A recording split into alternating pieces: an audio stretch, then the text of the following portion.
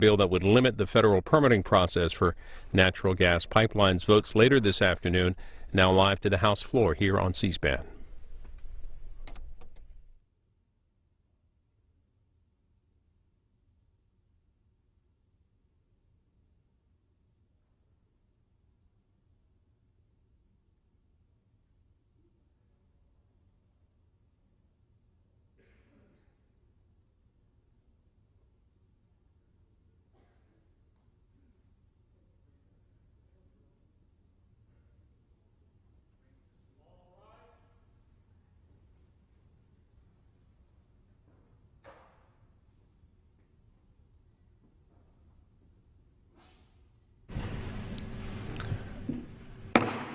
The House will be in order.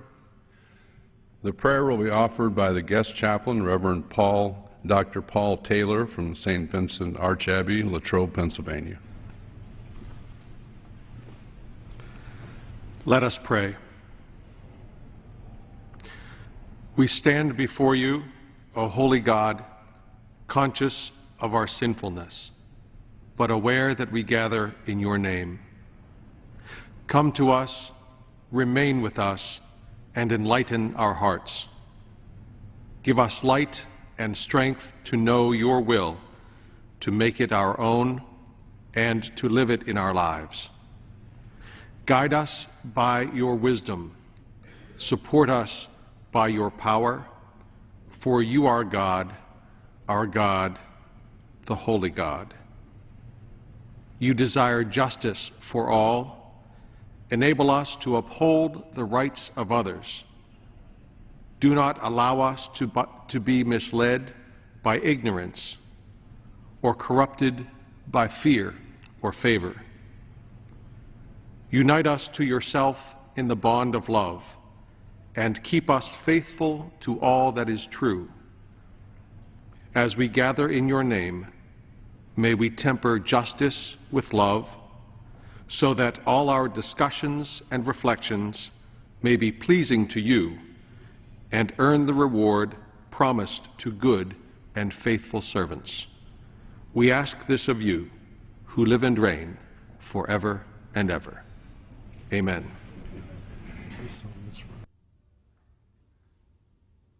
The Chair has examined the Journal of the last day's proceedings and announces to the House his approval thereof. Pursuant to Clause 1, Rule 1, the Journal stands approved.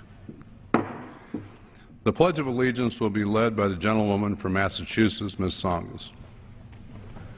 I pledge allegiance to the flag of the United States of America and to the republic for which it stands, one nation, under God, indivisible, with liberty and justice for all. Without objection, the gentleman from Pennsylvania, Mr. Schuster, is recognized for 1 minute.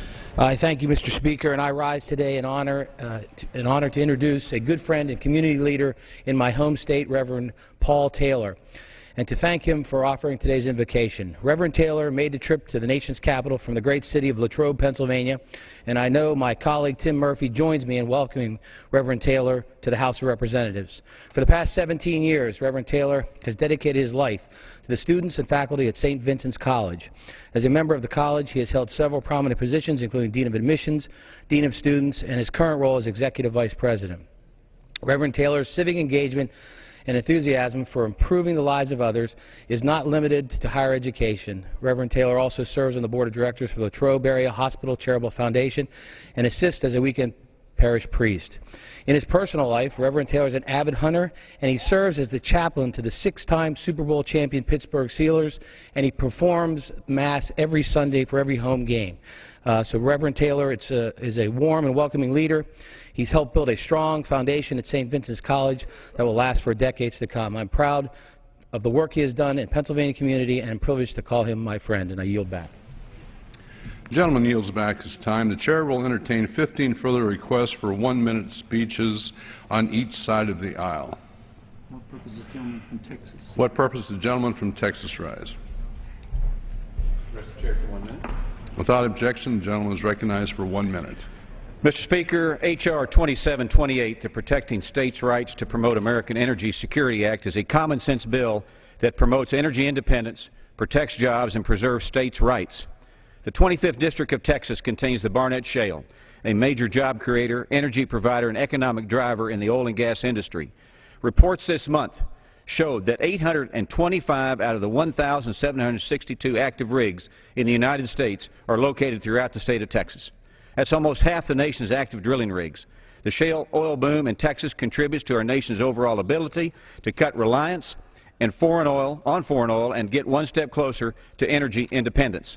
I'll tell you one thing that can stop this progress dead in its tracks, however, and that's red tape and federal bureaucracy. For 60 years, states have regulated their own hydraulic fracturing operations, but the Obama administration is attempting to step in and add duplicative and costly regulations. For example, on the average, it takes a state 30 days to promote permits for drilling. The federal government's Bureau of Land Management takes an average of 228 days. Subjecting states to this is senseless, harmful, and unnecessary. H.R. 2728 will prevent this and many other destructive regulations from stifling energy production and job creation. I yield back. Gentleman's time has expired. For what purpose does the gentleman from Washington seek recognition? Without objection, the gentleman is recognized for 1 minute. Mr. Speaker, as the diplomats gather in Geneva today, I applaud their hard work in moving toward an interim agreement on the Iranian nuclear challenge. After years of confrontation, today marks an important moment for all of us who support a diplomatic solution. We have spent a great deal of time to get to this place, taxpayer dollars, political capital, and global influence. We must not turn back now. Right now, we have the maximum amount of leverage for a deal vis-a-vis Iran without fracturing the international coalition. Therefore, we should focus 100% on reaching a deal in Geneva under the P5+1 framework. It is absolutely critical. Like using a wrench to tighten a nut, you can strip it if you push too hard. We have pushed to exactly the right point, and I hope that we will be successful. We must, however, remember, Mr. Reagan said, trust but verify. It is possible to prevent nuclear problems if we trust but verify. And that's what these diplomats are doing. I yield back the balance of my time. For what purpose does the gentleman from Ohio seek recognition? I ask permission to address the House for 1 minute. Without objection, the gentleman is recognized for 1 minute. Mr. Speaker, over the past year, I have heard from thousands of people in the Dayton area who have been affected by the unilateral and irresponsible spending cuts known as sequestration, which I have strongly opposed. Among those are numerous business owners who have contacted my office with details about the need to cut hours and eliminate full-time jobs in an effort to keep their doors open in this time of budgetary uncertainty. Because of this continued uncertainty in contracts and the military's ability to make commitments, thousands of jobs in the Dayton area are at risk as we head into the second year of sequestration. Many of these subcontractors are critical to the training and further education of our military personnel. As a result of these cutbacks, our readiness and the ability to deal with global conflicts are greatly diminished.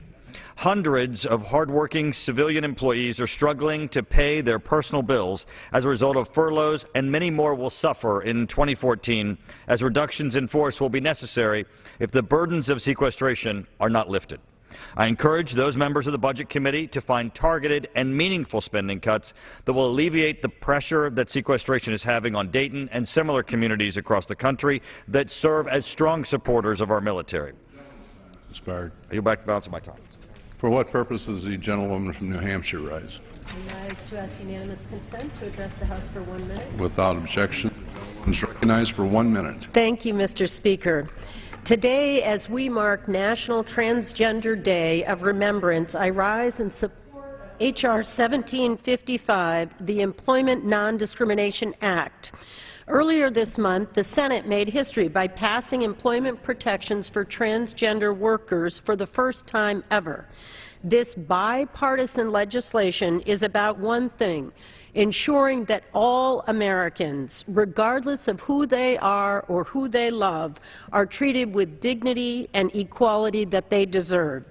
Last week, I heard from a teenager, constituent in New Hampshire, who would be deeply impacted by this bill. This courageous young man is just beginning to search for his first job, but he is worried that he will be at significant disadvantage right off the bat because he is transgender. Finding a job in tough economic times is hard enough without the obstacle of discrimination. We must work toward becoming a country that rewards the hard work of every person, regardless of sexual orientation or gender identity. Time has expired. Thank you, Mr. Speaker. I yield back. Gentlewoman's time has expired. For what purpose does the gentleman from Pennsylvania seek recognition? I ask permission to address the House for 1 minute. Without objection, the gentleman is recognized for 1 minute. Another preventable tragedy. A young man searching for psychiatric help is turned away. According to news reports, just 24 hours before this deadly incident, a young man underwent an emergency psychiatric evaluation but could not get the inpatient treatment he so desperately needed. His story ended like too many others suffering from serious mental illness in a violent death. Why did the system fail him? Well, one, there were no psychiatric beds available. In 1955, there was 500,000 beds, and today there's fewer than 40,000. Two, the standard to make sure a mentally ill person gets treatment is unworkable. Three, federal laws like HIPAA and FERPA prevent information from being shared. I'm introducing legislation next month to fix the problems that have plagued the nation's mental health system for decades. It will increase patient options and make sure people get the treatment they need. We have to advance this so we have a key to unlock the door. I ask my colleagues to join me in working for these mental health reforms so that families can share the joy of recovery instead of the sadness of loss. I yield back. Gentleman yields back. For what purpose does the gentlewoman from Massachusetts seek recognition? Request permission to address the House for 1 minute. Without objection, the gentlewoman is recognized for 1 minute. Mr. Speaker, I rise to recognize National Alzheimer's Awareness Month. One of my constituents, Alan Holbrook of Groton, Massachusetts, lost his wife this year after their family endured her 8-year battle with Alzheimer's disease. Bernadette Holbrook was diagnosed with Alzheimer's at 57. Alan left his job to lovingly take care of her. He is not alone. For every person with Alzheimer's, there are approximately 2 to 3 others that generously give unpaid care. Alzheimer's is a disease that disproportionately impacts women. Nearly 2/3 of those with the disease are women, and that number is growing. Today, 5 million people in this country suffer from the disease, and it will likely be an estimated 15 million by 2025. This disease not only exacts a tremendous physical and emotional toll, but a financial one as well. In 2013, the estimated direct costs just to take care of those with Alzheimer's were $203 billion. Mr. Speaker, for the Holbrooks and the millions of those who suffer from Alzheimer's disease, we must dedicate ourselves towards curing and preventing this disease. Thank you. For what purpose does the gentleman from Texas seek recognition? The House for 1 minute. Without objection, the gentleman is recognized for 1 minute. Mr. Speaker, if you like your health insurance plan, you can keep it without the fine print. The American people were told repeatedly by the President if they liked their health insurance plan, they could keep it. This pledge didn't come with an asterisk, a footnote, or other fine print. Now, after millions of Americans are receiving cancellation notices from their preferred health care plans, the White House is doing its best to insert fine print into this pledge where none ever existed.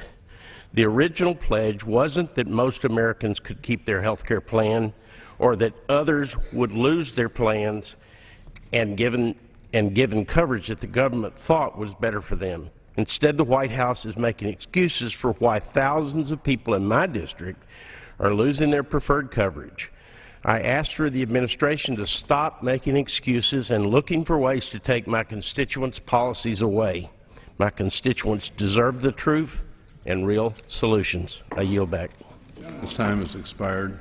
For what purpose does the gentleman from Rhode Island rise? Mr. Speaker, I ask unanimous consent to address the House for 1 minute. Without objection, the gentleman is recognized for 1 minute. Mr. Speaker, earlier this year I welcomed Rhode Island volunteers from the Pancreatic Cancer Action Network to the United States Capitol and discussed their concerns about our commitment to fighting this terrible disease. According to the National Cancer Institute of the National Institutes of Health, 45,000 new cases of pancreatic cancer will be diagnosed this year. About 38,000 men, women, and children across our nation will die from this disease over the same period of time. While our scientific and medical communities have made enormous strides in the fight against other forms of the disease, the fact is that more than 90% of pancreatic cancer patients will die within 5 years of diagnosis. We have to do more to make it easier for doctors to catch this disease early and develop treatments that will improve the prognosis for patients with pancreatic cancer. I applaud the men and women of the Pancreatic Cancer Action Network today for their ongoing work in the fight against this disease, and I look forward to working with them to support continued research and the development of new forms of treatment that will benefit all those whose lives are touched by cancer. I yield back the balance of my time. The gentleman yields back the balance of his time. For what purpose does the distinguished gentlewoman from North Carolina seek recognition? I ask unanimous consent to address the House for 1 minute, Mr. Without Speaker. objection, the gentlewoman is recognized for 1 minute. Thank you, Mr. Speaker. Stephen from Salisbury, North Carolina, wrote to tell that the insurance that has served his family well is going to be canceled.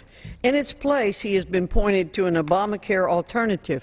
However, it will cost $523 more each month. Stephen finds that unbelievable. He writes, in return for this increase, I get coverage I do not need.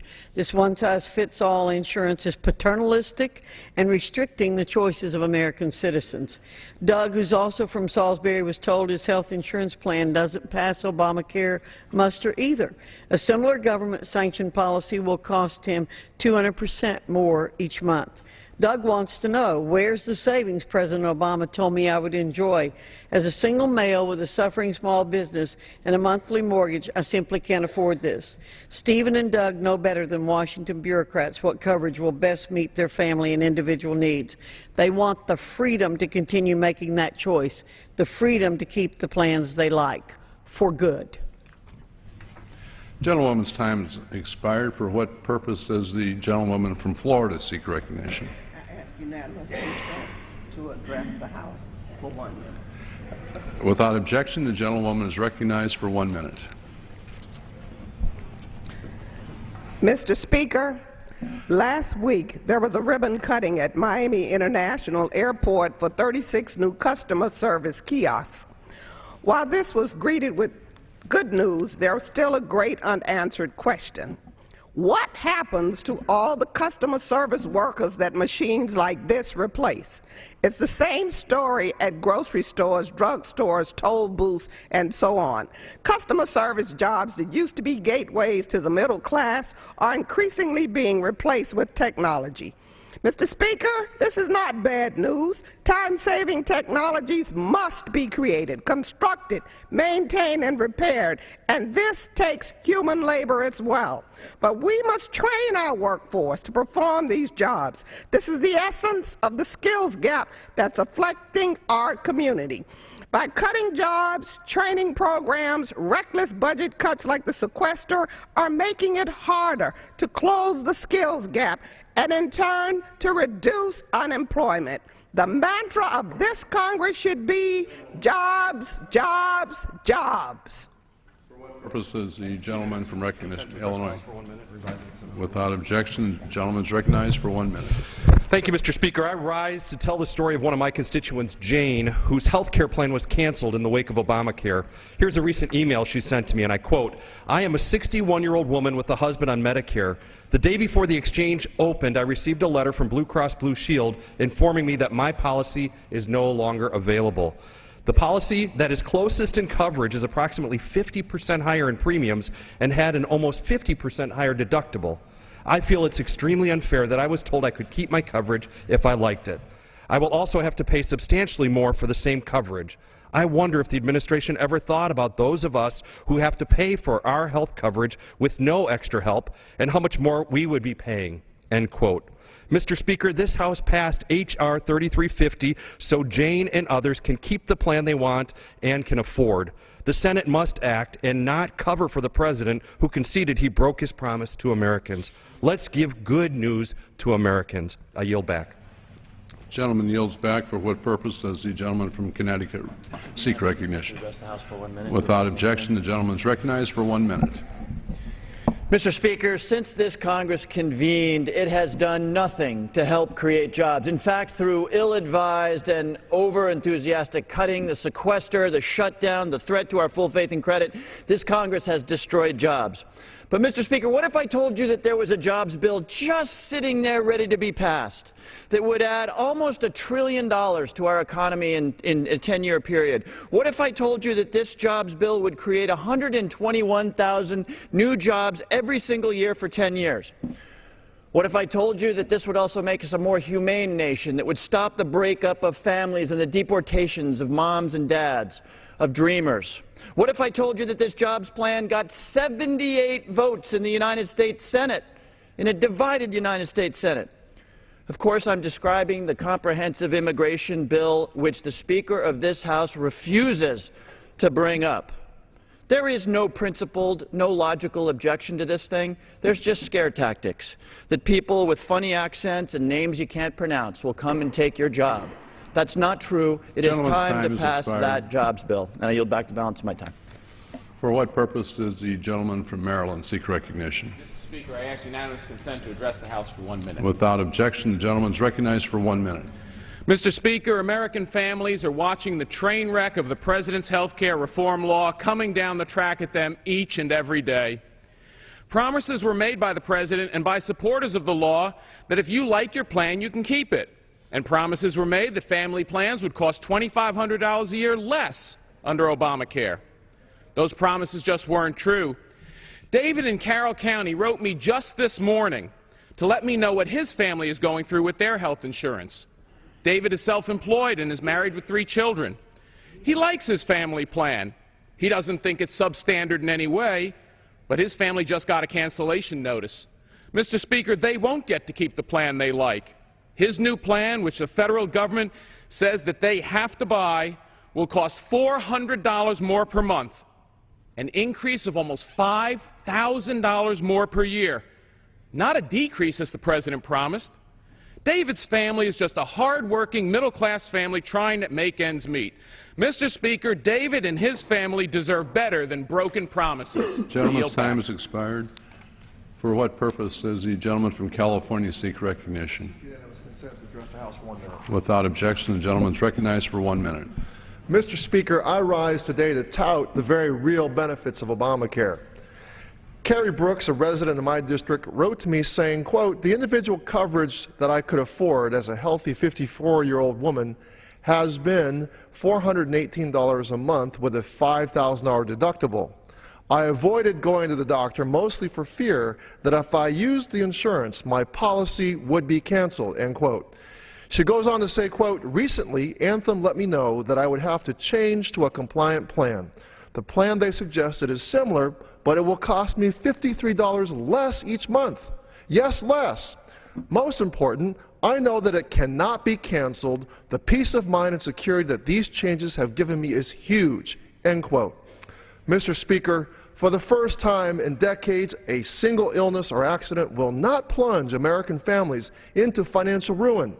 The positive effects of Obamacare are real, Mr. Speaker, and Americans like Carrie Brooks are evidence of that. Thank you, and I yield back.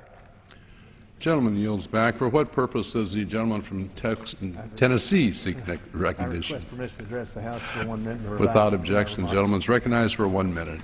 Mr. Speaker, yesterday the Washington Times reported that the U.S. is now spending millions on life skills and art seminars for prisoners at Guantanamo Bay in Cuba.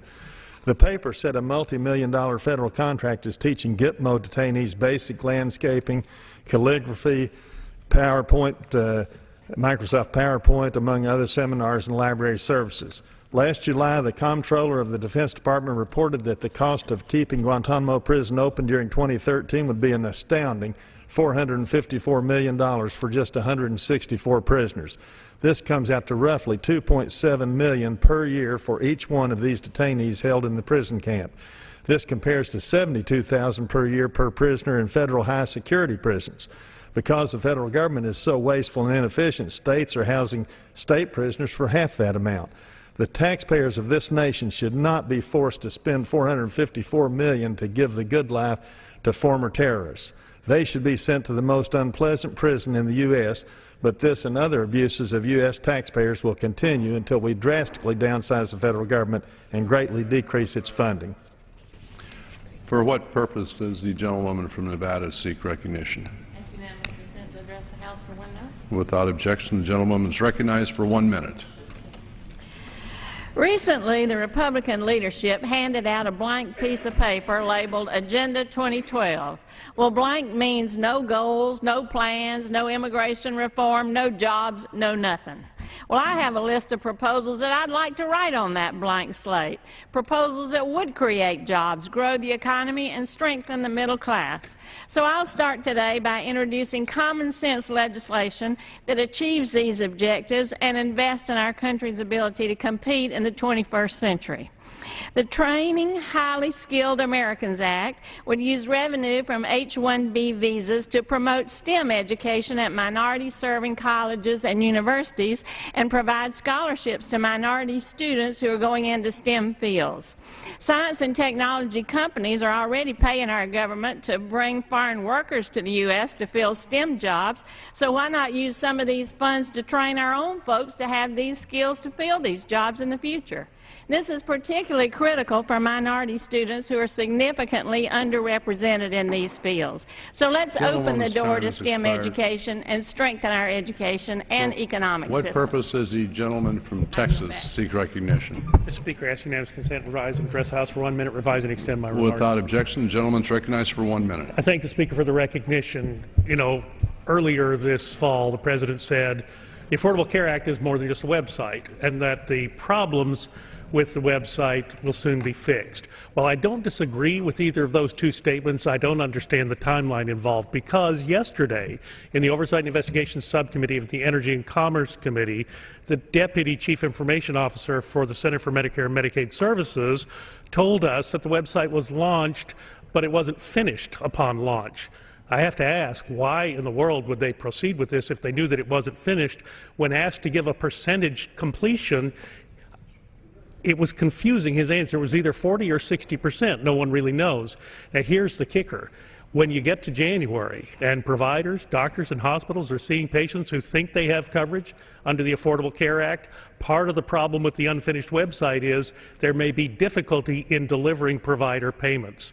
That is an intolerable situation that must be resolved and must be resolved quickly. It could start with the administration being honest with the committee about where they are in the development of this website. I'll yield back.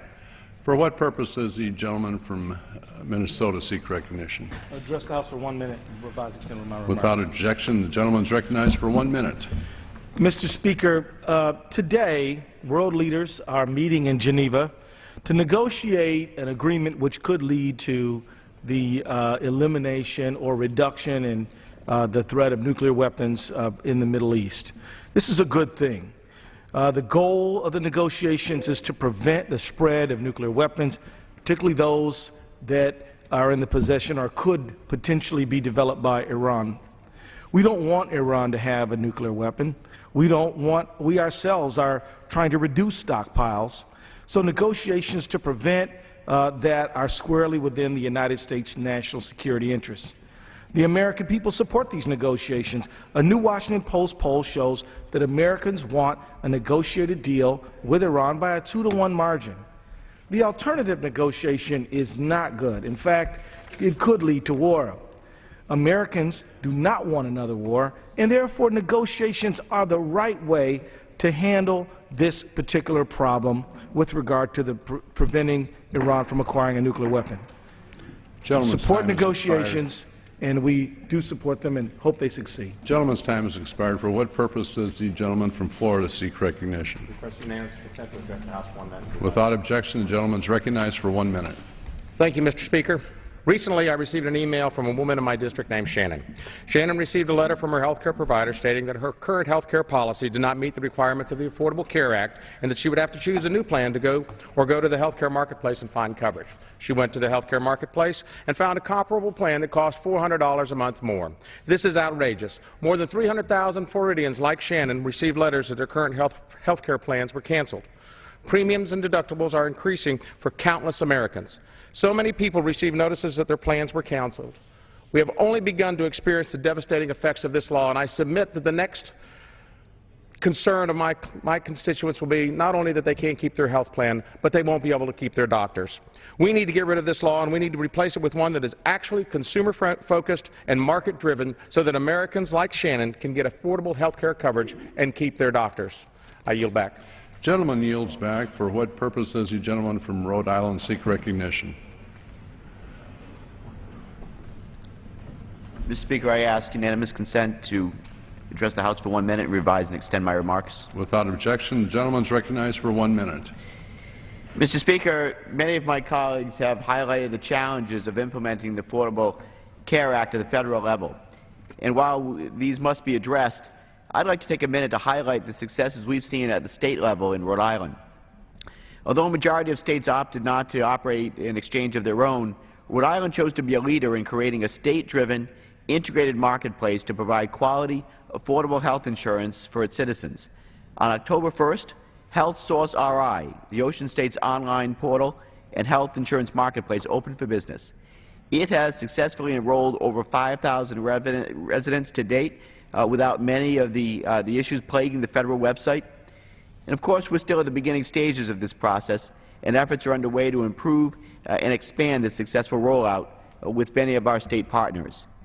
This has been a highly collaborative effort, and I certainly look forward to continuing our work together so that individuals, families, and small businesses can shop for insurance that meets their needs based on transparent, competitive pricing and robust coverage. Thank you, and I yield back the balance of my time. Gentleman yields back the balance of his time. For what purpose does the gentleman from Kansas seek recognition? Unanimous consent to address the House for 1 minute and to revise and extend my remarks. Without objection, the gentleman is recognized for 1 minute.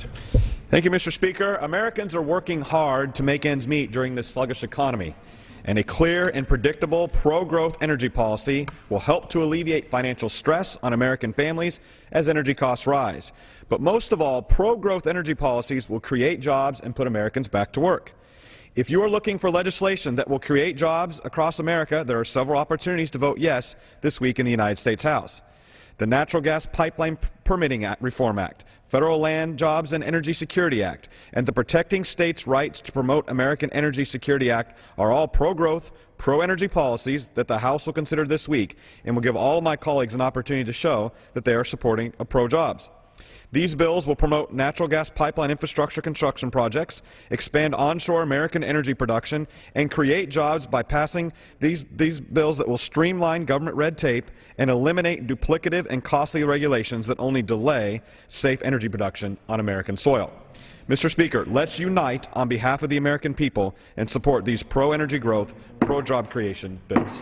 Gentleman's time has expired. For what purpose does the gentleman from Arizona seek recognition? Address the House for 1 minute and revise and extend.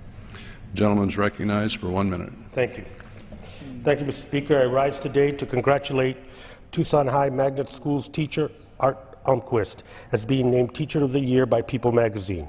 For the past 17 years, Mr. Almquist has been Tucson Magnet's drama teacher. He has built a phenomenal theater program rarely seen on any high school level. His program and plays have won numerous awards from universities, as well as regularly being named one of the best high school theaters in America by the American High School Theater Festival. Mr. Almquist is known for staging productions on topics such as AIDS, environmental activism, and immigration. He believes theater offers each student an opportunity to learn new skills and enhance his skills. As an educator, he has influenced thousands of students to pursue a career that both challenges them but also brings them joy. I give my most sincere thanks and congratulations to Mr. Art Almquist for representing Tucson as a leader in the field of education. Mr. Almquist exemplifies how a role model can affect, change, and educate the next generation. Thank you. Gentleman's time has expired. For what purpose does the gentlewoman from Connecticut seek recognition? Without objection, the gentlewoman is recognized for 1 minute. Thank you. Next week, we celebrate Thanksgiving, a holiday in which we express our gratitude for all that life in this land has given us. We celebrate our good fortune with family, with friends, and food. One of the most iconic portrayals of this day is Norman Rockwell's 1941 painting, Freedom from Want, which shows a large family seated around a dinner table waiting to carve up a turkey.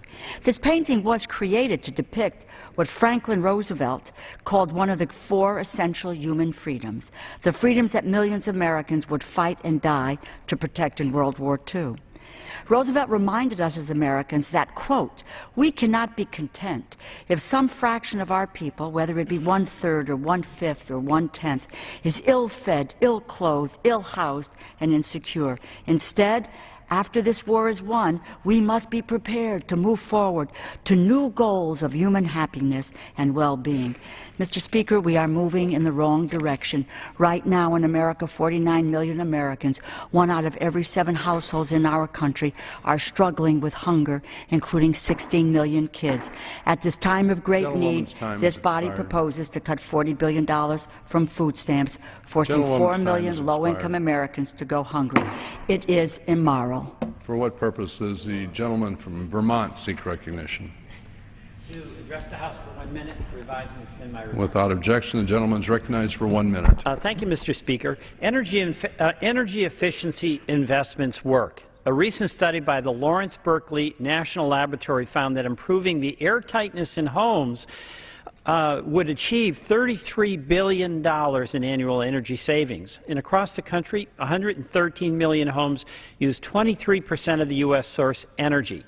And the largest potential is in the hottest and the coldest climates. And in Vermont, we're leading the country on energy efficiency that demonstrates the potential that home improvements have for saving money and protecting the environment. And I've introduced bipartisan legislation with my good friend and Republican colleague, Representative McKinley, that would provide homeowners with an incentive to install precisely these kind of efficiency measures in their own homes.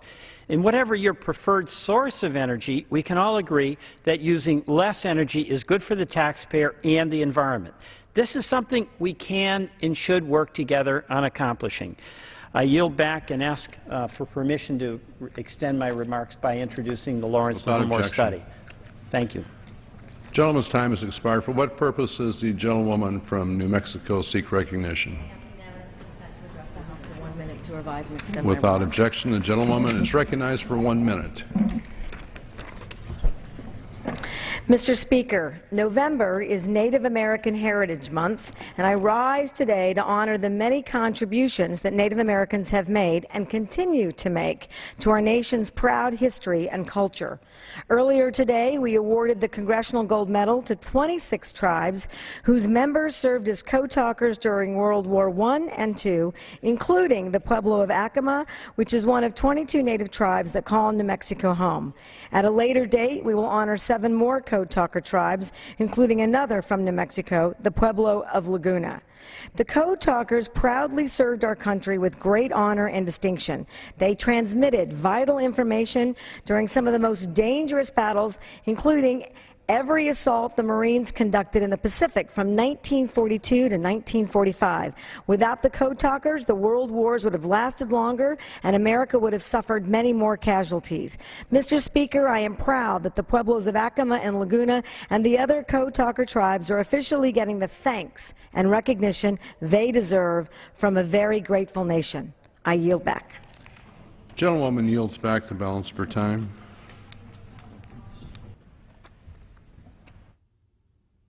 Purpose of the gentleman from Texas seek recognition.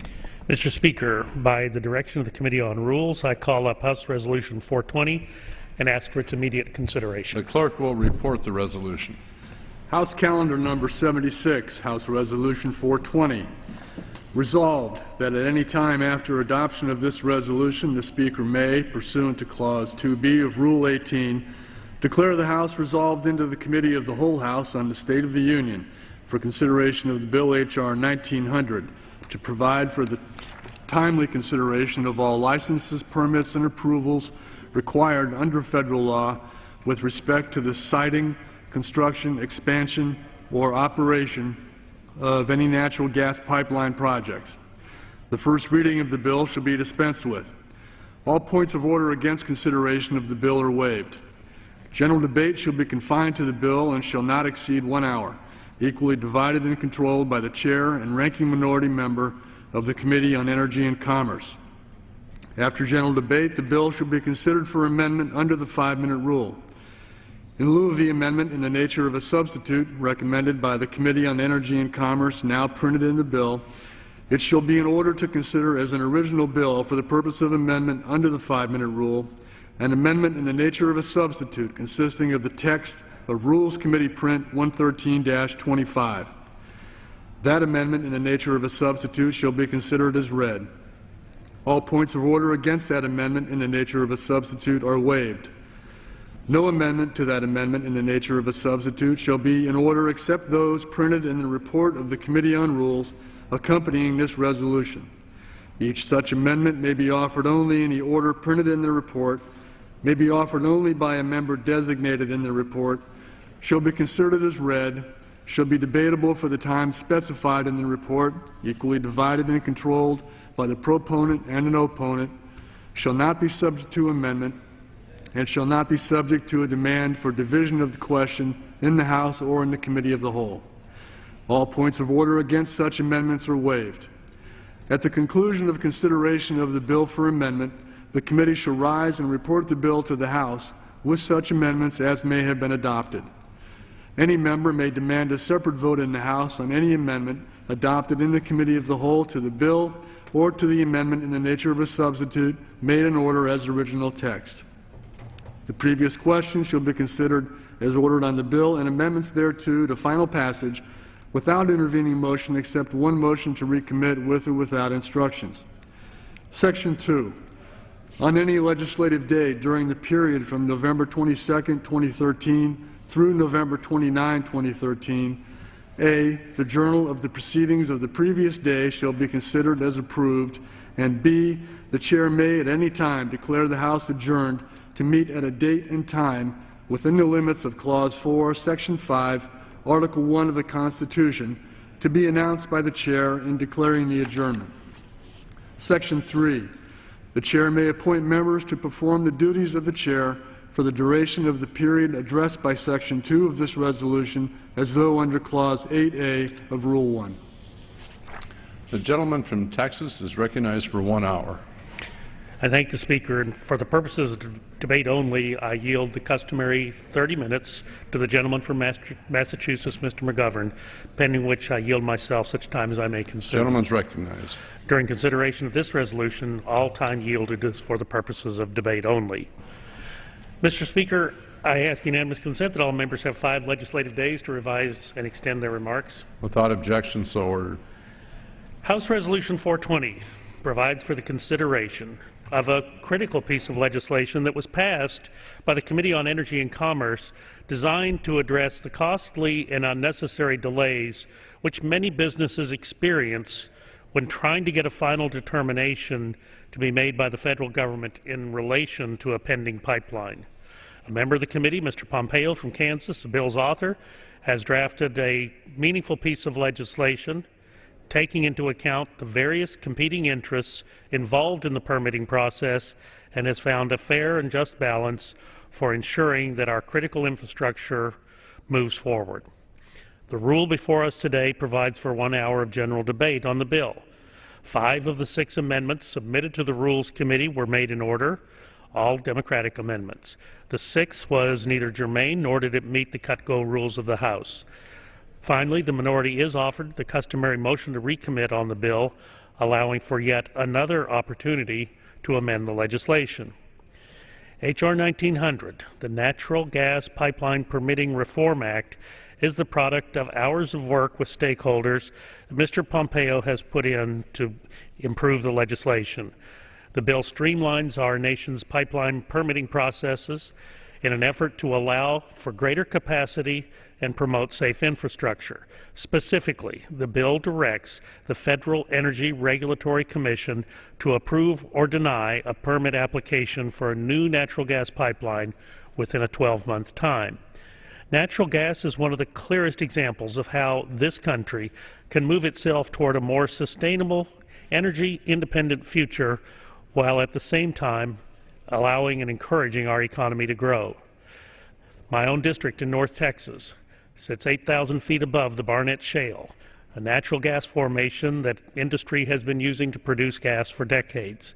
Indeed, due to the technological advances and strong market, the area that I represent felt few of the effects of the recession until at least a year after the recession was initiated, due to the booming economy that resulted from the development of resources that occur underneath our feet. Obviously, with increased production and demand, we've seen with the natural gas industry comes an increased need for infrastructure. I welcome legislation that would streamline the permitting process and allow companies to spend less time with Washington bureaucrats and more time creating jobs, producing products that consumers want and are eager to buy. Indeed, with the increase in supply that hydraulic fracturing has created with natural gas, the pace at which the federal government has approved increased infrastructure, namely pipelines to transport this commodity, has not kept up. Pipelines provide the safest, fastest, and cleanest mode of transportation for natural gas. As we in the Energy and Commerce Committee have heard from witnesses again and again, making certain that our country has the number of pipelines necessary for transporting the gas we need to heat our homes and run our cars. It's a critical step toward energy independence. Moreover, members in this body who annually support more robust programs like the Low-Income Home Energy Assistance Program, commonly referred to as LIHEAP, should be joining with Republicans today in supporting an increase in pipeline infrastructure in our country, as the natural gas being produced in western states could more efficiently be transported to the northeastern states, reducing home heating costs and lessening the need for government assistance for many families. Mr. Speaker, this bill is an important bill. It will create opportunity to put thousands of workers to work, creating the infrastructure that this country has needed for some time due to the energy boom in natural gas. I encourage my colleagues to vote yes on the rule and yes on the underlying bill, and I'll reserve the balance of my time. The gentleman reserves the balance of his time. The gentleman from Massachusetts recognized. Thank you, Mr. Speaker, and I want to thank the gentleman for Texas for yielding me the time, and yield myself such time as I may consume. Gentleman's recognized. And I also rise in opposition to this rule and to the underlying bill. Mr. Speaker, it appears that this Republican-controlled House of Representatives is incapable of doing anything that matters in people's lives. When the history is written on the 113th Congress, and especially as it pertains to the House of Representatives, they have accomplished nothing. They've made a lot of noise. They shut the government down. They whine about the health care bill every chance they get, but they've accomplished absolutely nothing. And it is frustrating because our country is facing great challenges. Our economic growth is slower than it should be, thanks to the Republican shutdown of government and their willingness to play politics with the debt ceiling has all had a negative impact on our economy. Job growth is too slow, and we should be working together to invest in education and in job training and in infrastructure projects to help put people back to work. We ought to have a long-term highway bill. I think every governor in the country, Republican and Democrat, would agree with me on that statement. And yet, this House of Representatives just seems incapable of accomplishing anything to help rebuild our infrastructure. The sequester that my Republican friends embraced has taken a terrible toll on our science and research programs. Talk to the people in NIH. Potentially life-saving research into diseases like cancer and Parkinson's disease have been crippled. And yet there's no urgency over on the side of my friends on the other side of the aisle to try to do anything about it. They just sit there and twiddle their thumbs and life goes on. Meanwhile, we're losing our competitive edge in medical research and in science. The Senate has passed a bipartisan comprehensive immigration bill. The Republican leadership claims that we simply don't have the time to take it up. That's nonsense. We had time to take up this horrible bill that my colleague from Iowa, Mr. King, authored that would allow for the mass deportation of young undocumented immigrants, the so-called dreamers, who are brought here as children by their parents. They have time to demagogue these issues, but to actually fix our broken immigration system, they claim we don't have any time. Today's Washington Post editorial, John Boehner must act on immigration now. I'd like to ask unanimous consent that that be put in the record, Mr. Speaker. And just so my colleagues understand this, when my friends on the other side of the aisle say they don't have time, the Republicans will take 4 out of 5 days off for the rest of the year. That's how hard they're working on behalf of the American people. 4 out of 5 days remaining from now until the end of the year, they're going to take off. that is not doing your job, Mr. Speaker. That is not doing your job. Instead of dealing with these important issues, we have this bill before us now that has come to the floor, H.R. 1900. The bill before us is rather curious. Rather than solving a problem that actually exists, it's a solution in search of a problem. It is just another partisan messaging bill that's going nowhere in the Senate. The White House has already said they'd veto it. H.R. 1900 would require FERC, the Federal Energy Regulatory Commission, to approve or deny an application for a natural gas pipeline within 12 months of its filing date. FERC already decides 92% of permit applications within 12 months, and the GAO has concluded that its pipeline permitting process is predictable and consistent and gets pipelines built. The small percentage of applications that have taken more than a year involve complex proposals that deserve a more thoughtful review. And instead of speeding up the permitting process, this bill will lead to unnecessary permit denials and increased litigation that will ultimately slow the process down. If FERC cannot properly review permits within the rigid 12-month deadline, they may be forced to deny applications that would otherwise end up being approved. For me, the most troubling part of H.R. 1900 is that it may result in truncated or inadequate environmental analysis, which threatens the health and safety of communities these potentially hazardous pipelines run through. Just last week, a Chevron pipeline exploded in Milford, Texas, forcing the entire town to evacuate. Mr. Speaker, it isn't too much to ask the oil and gas industry to go through a process to make sure that these pipelines are safe. I urge my colleagues to vote no on this rule, on the underlying bill, and I urge my Republican colleagues to get back to work on solving real problems on behalf of the American people.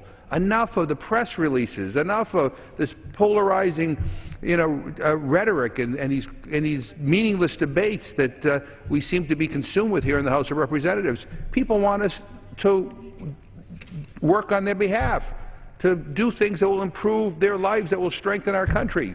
And instead, my friends on the other side of the aisle seem to be cheering for our country to fail all the time and bringing this kind of stuff to the floor, which is going nowhere and is meaningless. At this point, Mr. Speaker, I reserve the balance of my time. Gentleman reserves his time. Gentleman from Texas. Mr. Speaker, I'll reserve the time. Gentleman reserves. Gentleman from Massachusetts. Okay. Mr. Speaker, at this time it's my privilege to yield 2 minutes to the gentleman from Texas, Mr. Green. Gentleman from Texas is recognized for 2 minutes. Thank you, Mr. Speaker, and thank my colleague. I rise today in opposition to the rule and to H.R. 1900. As me and my colleagues are aware, natural gas is extremely important to the state of Texas. It seems like every day more and more natural gas deposits are being found.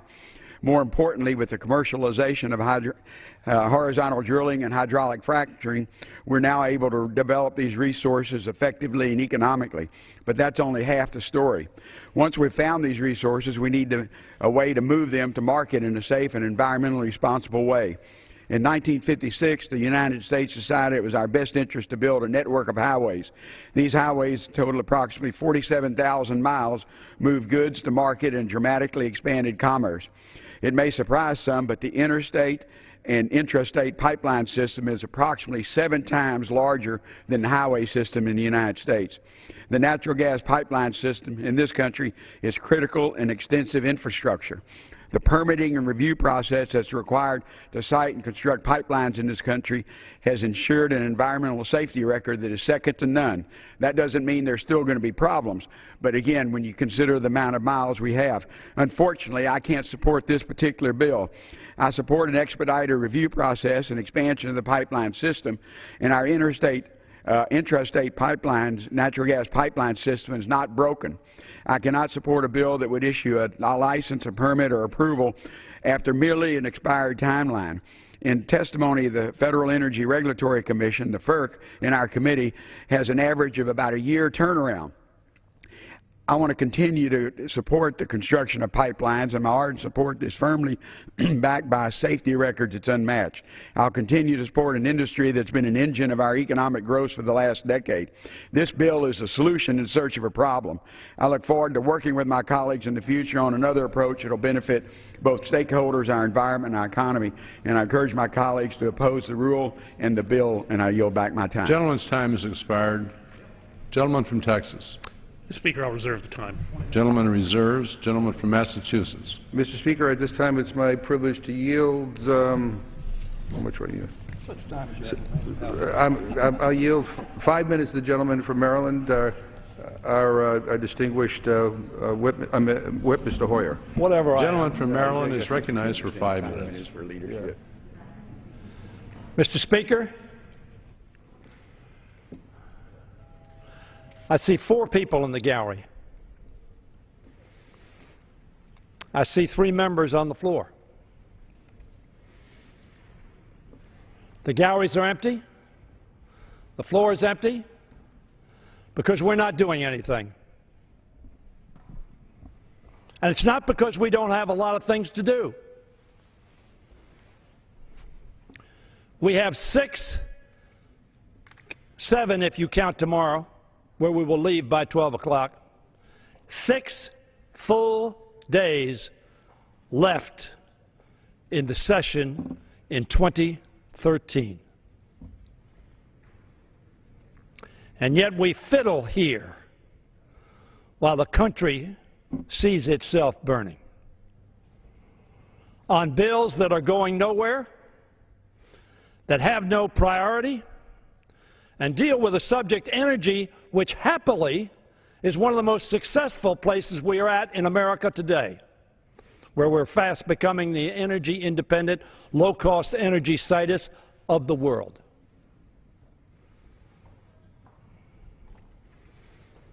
And we have no budget conference coming to this floor scheduled in the 6 full days that we have left, and the 2 other days that may be counted in which we come in at 6:30 and meet for probably a half an hour or 45 minutes and vote on suspension bills.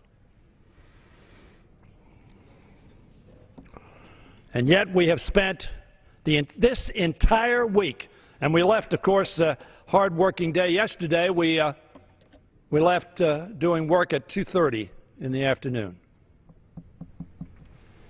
No budget conference. No fiscal policy, no solution to the crisis that confronted us when we shut down government. I urge that we have a budget conference report by November 22nd, that's tomorrow, so that we didn't, as our practice has been in recent months and years, to confront real issues only when crisis gives us no other alternative. No immigration reform has been brought to the floor, although it passed the Senate with 68 votes. Comprehensive immigration reform, which will address a problem that every member on this House says is an immigration system that is broken. The majority leader said that the other day. And I asked him about the 4 bills that our Republican friends, Mr. Speaker, have reported out of committee. But they languish somewhere in the netherworld, not brought to the floor for consideration by this House. And yet we have time to consider bills that will have no impact, which the President says he'll veto, and are not bipartisan bills, were reported out of committee in a partisan fashion, as so much of the legislation that we consider on this House floor is. Partisan, confrontational, no consensus pieces of legislation. Yet a comprehensive immigration reform bill that had 68 votes, over 2/3 of the United States Senate, 14 Republicans voted for that bill. Yet the Speaker says he's not for it and won't bring it to the floor. That's the same Speaker that says, let the House work its will. The House cannot work its will if the legislation is not brought to the floor by the House, which can only be done by the Republican majority, Mr. Speaker, as you know. And so they keep that bill from being considered. Although CBO says it will help the economy, grow jobs, and fix a broken system. 6 full days left to go on the schedule in 2013. Yet the Farm Bill, reported out of the committee 2 years ago on a bipartisan fashion in the last Congress, but never brought to this floor, while we twiddled our thumbs while Rome burned. The Farm Bill lies languishing in conference committee because a bipartisan bill passed by the United States Senate was not considered in this House, but a partisan bill with almost no Democratic votes. And the second piece of that Farm Bill, the nutritional part, with not a single Democratic vote. May I have 2 minutes? 2 minutes. Gentleman's recognized for additional 2 minutes. 3 minutes. 3 minutes.